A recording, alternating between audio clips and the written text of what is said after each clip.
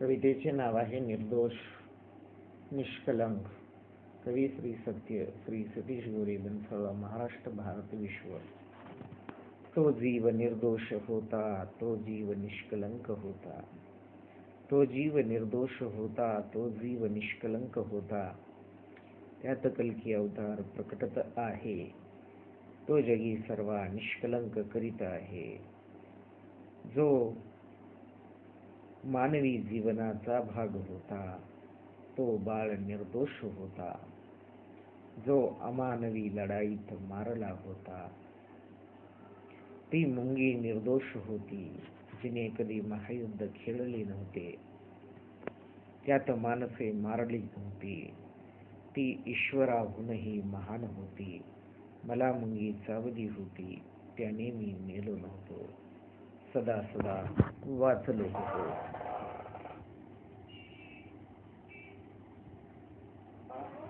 जेव्हा जगी महायुद्धे झाली होती, पल पल मौत माझी होत होती. तो जीव निर्दोष होता, तो जीव निष्कलंक होता. त्यात कल्की अवतार प्रकटत आहे. तो जगी सर्वा निष्कलंक करीत आहे. जो अमानवी जीवनाचा भाग होता, तो राक्षसाचार होता. जो मानवी जीवनाचा भाग होता, तो बाळ निर्दोष होता. जो अमानवी लढाईत मारला होता. महत्वपूर्ण सूचना: एक काव्य किसी भी तरह मान हिंसा का समर्थन नहीं करता है. एक काव्य किसी भी तरह गोवध का समर्थन नहीं करता है. एक काव्य किसी भी तरह धर्म युद्ध का समर्थन नहीं करता. एक काव्य सभी धर्मों का समर्थन करता है. ये धर्म सबका सत्य धर्मों में हार्दिक स्वागत करता है. ये धर्म अंधश्रद्धाओं का समर्थन नहीं करता. ये धर्म ईश्वर पर संपूर्ण विश्वास रखता है. ईश्वर श्रद्धा और भक्ति करने से ही ईश्वर से मिलन संभव है. ये धर्म ज्ञान और विज्ञान को मानता है.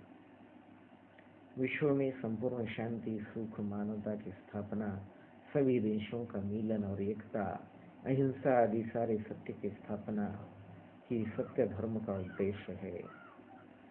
जगत में फैला हुआ आतंकवाद कायम स्वरूपी खत्म करना इस सत्य धर्म का उद्देश्य है.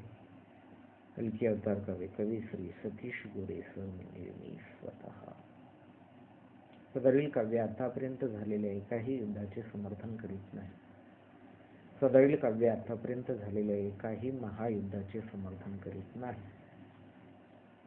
सदरील काव्य रामायण, महाभारत, शिव महापुराण, 18 शास्त्रे, पुराणे यामधील एकाही युद्धाचे समर्थन करीत नाही.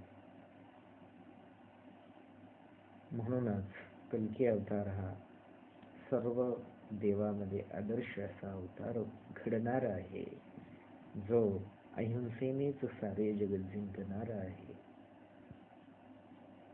अहिंसा सत्य धर्म. महात्मा गौतम बुद्धांनीही आपल्याला अहिंसेचा मार्ग दाखवला होता.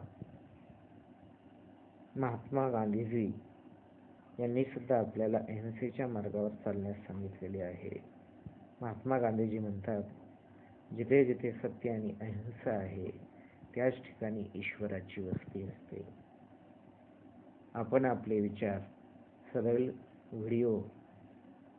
सदरील कवितेमध्ये सुधार करण्यासाठी आपण आपले विचार या ब्लॉगमध्ये पोस्ट करू शकता, ज्यामुळे पुढच्या वेळेस सदरील कवितेच्या व्हिडिओमध्ये मला सुधारणा करता येईल. Thanks. Watch this video again and again. Please share this video again and again.